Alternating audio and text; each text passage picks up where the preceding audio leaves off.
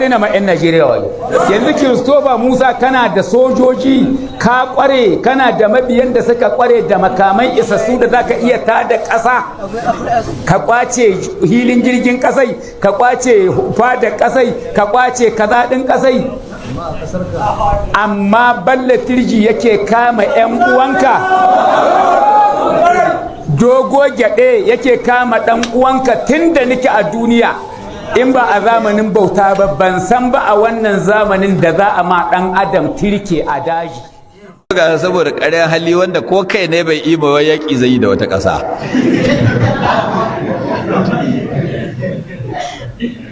To yanzu dai demokuraɗiyya jama'a ba an ce mulkin jama'a ba, saboda jama'a kuma na mulkin jama'a wanda aka wa jama'a saboda amfanin jama'a. Kaka shi demokuraɗiyya mulkin da aka yi don amfanin jama'a ko? To mutanen Najeriya da sun ka zaɓi Tinubu ba su Tinubu ka wakilta ba?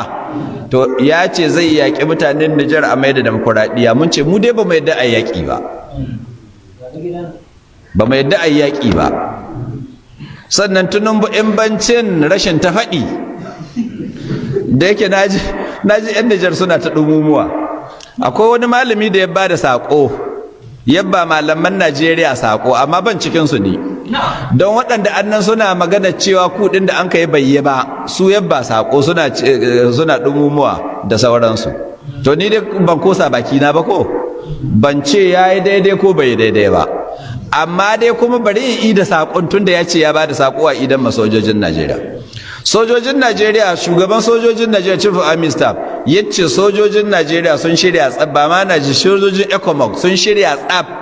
In sojojin nan na Nijar da na kwaci mulki ga hannun Bazum yake?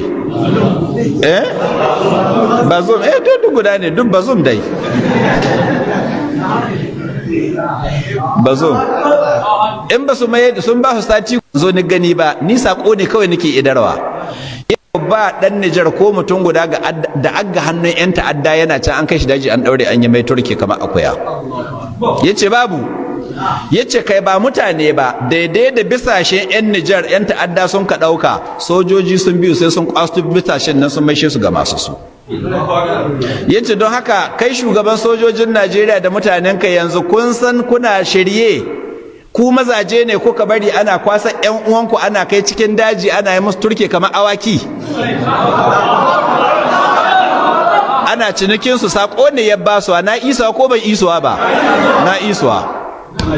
Don haka shugaban sojojin Najeriya ka ce ka shirya kai da mutanen ka shirye ku ku kai yanzu tsakaninku da Allah da shi tulumbu yake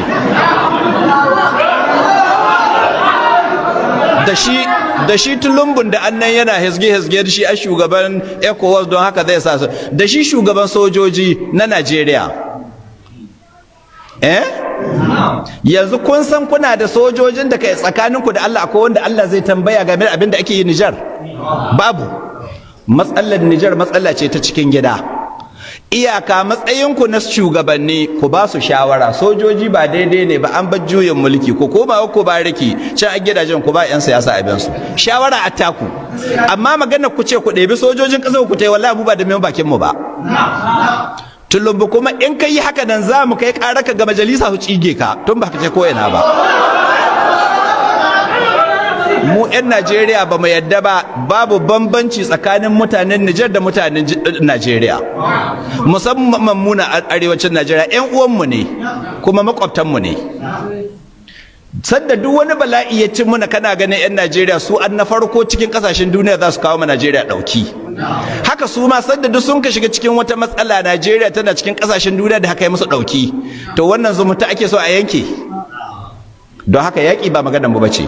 Maganar cikin gida ta Nijar ba maganar sojojin Najeriya bai ko tulumbu ka tsaya ka abin ga 'yan Najeriya kai yi rantsuwar za kariya ba 'yan Nijar ba. Za ka taimaka ma demokuraɗiyya Najeriya ba rantsuwar da kai kai Tinubu ba. Nijar ba ta cikin inda Allah zai tambaye ka.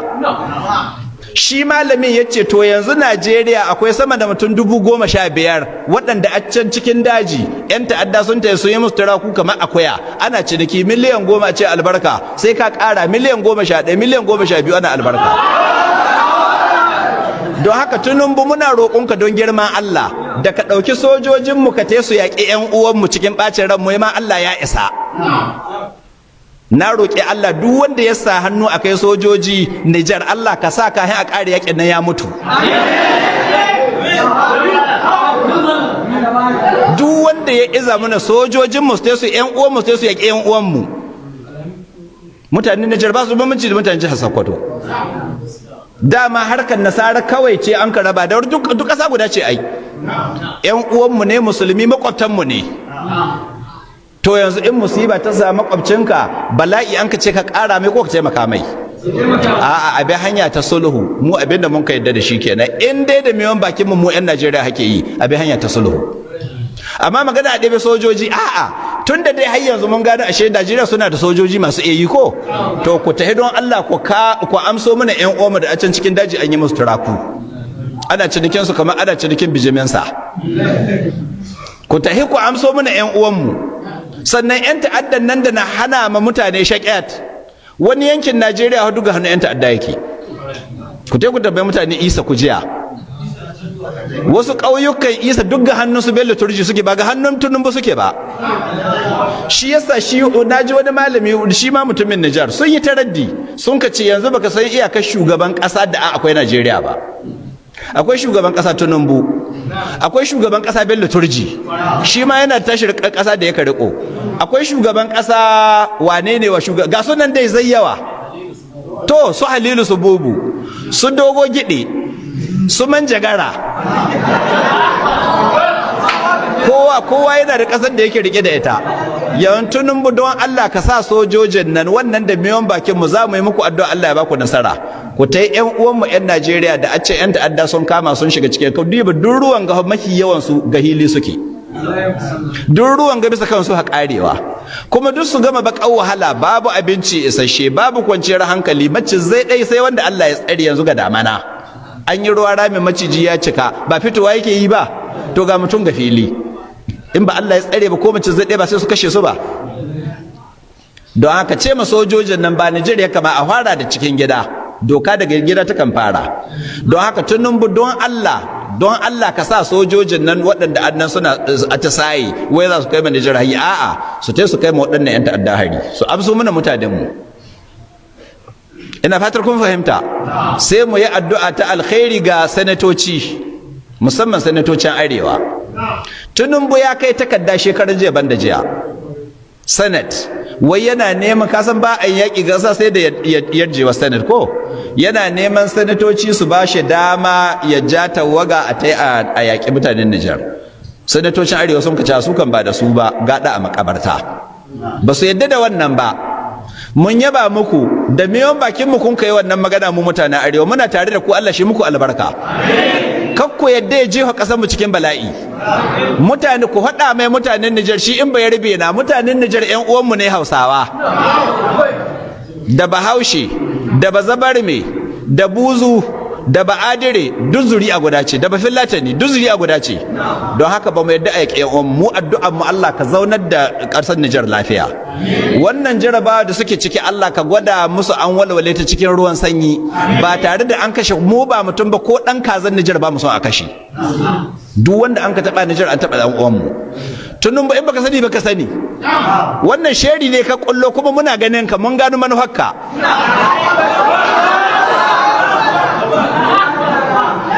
Allah ya gafarta ma babban malami na musulunci Sheikh Sani Yahaya Jingir. Tun wancan sati ni ji ya fara yin Kongo horo, yace tunun ba mun zabe ka don kai mana kabilanci ba. To wannan shi ma kabilanci ne. Kabilanci ne, shi ko chief of army staff din da dan Arewa, shi ko Kirista ne, baka tafe ne. Kashi 99 na mutanen Nijar duk musulmi ne. Don haka duk wa'in za a kashewa ya san musu dama shi yana kishirwa. Ta ya kashe uwayenka in kana da zuciya.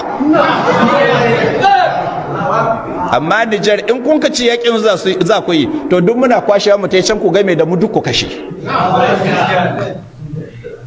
Don haka mu dai ba mu yadda a yaƙi mutane da jaraba, mu dai da bindigoginmu da kuɗinmu a ɗauki 'yan uwanmu a tesu yaƙi wasu 'yan uwanmu, to ba mu yadda da wannan ba. Tunun busa ki wata.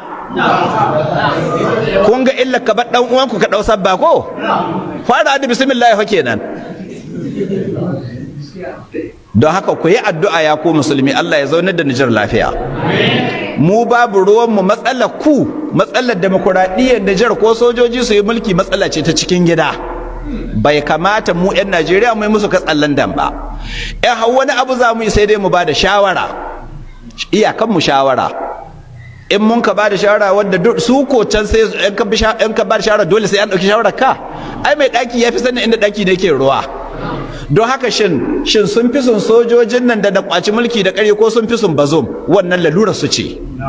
Mu dai muna musu fata alheri, kuma a madadin dukkan sauran musulmai arewacin, musamman arewacin Najeriya, muna fatar Allah ya sa wannan dambarwa da ake cikin Nijar tsakanin 'yan siyasa da sojoji, Allah ka sa a walwale ta cikin ruwan sanyi ba tare da an zubar da jinin ko ɗan kaza ba, balle bil adama. Wannan shine matsayinmu. Sannan duk wanda ya ɗauki sojojinmu da kuɗinmu da makamanmu mu 'yan Najeriya ya yaƙi 'yan uwanmu, muna roƙon Allah shi isan muna gare shi. Kuma in mutum guda an ka kashe, Allah ka maida mutuwan nan cikin gidanai, da wanda zai bada umarni, da wanda zai sa hannu, da waɗanda za su jagoranta, da waɗanda za su biyowa baya. Allah duk wanda ya sa hannu ne ga wannan yaƙi, Allah Ubangiji ka izu mutuwa cikin gidanai.